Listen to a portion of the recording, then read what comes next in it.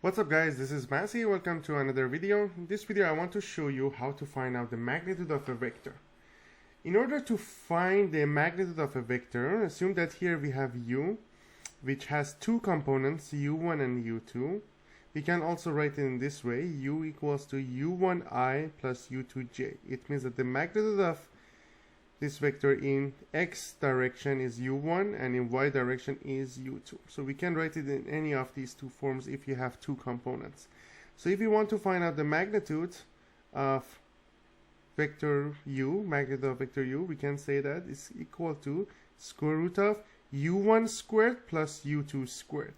That's going to be the magnitude of the vector.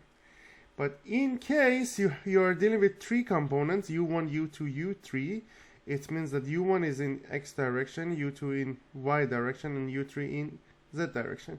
We have u1i plus u2j plus u3k. So the magnitude of u is going to be square root of u1 squared plus u2 squared plus u3 squared.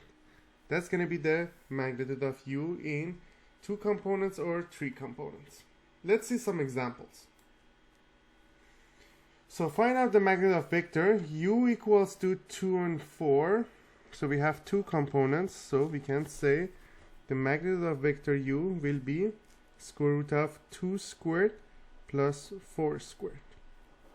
2 squared is 4, 4 squared is 16, so it's going to be square root of 20. Next one.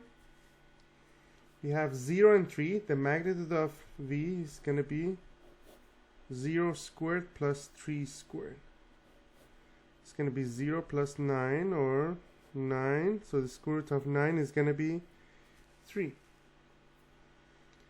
Next one, w is negative 1 and 3. The magnitude of w is going to be negative 1 squared plus 3 squared. Negative 1 squared is 1. 3 squared is 9. So it's going to be square root of 10. Next one, p equals to 2i minus 5j. So the magnitude of p is square root of 2 squared plus negative 5 squared. So 2 squared is 4. Negative 5 squared is 25. So 4 plus 25 is 29. So the answer is going to be square root of 29. Next one is going to be find out the magnitude of vector is 1, negative 3, and 5. So the magnitude of u will be square root of 1 squared plus negative 3 squared plus 5 squared, which will be 1 plus 9 plus 25. So 1 plus 9 is 10. 10 plus 25 is 35. So square root of 35 is going to be the magnitude of this vector. Now, how can we find out the magnitude of vector v? It's going to be negative 2 squared plus 0 squared plus 1 squared.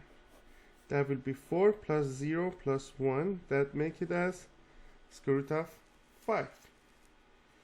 Next one, the magnitude of vector w, 2 squared plus 1 squared plus negative 5 squared.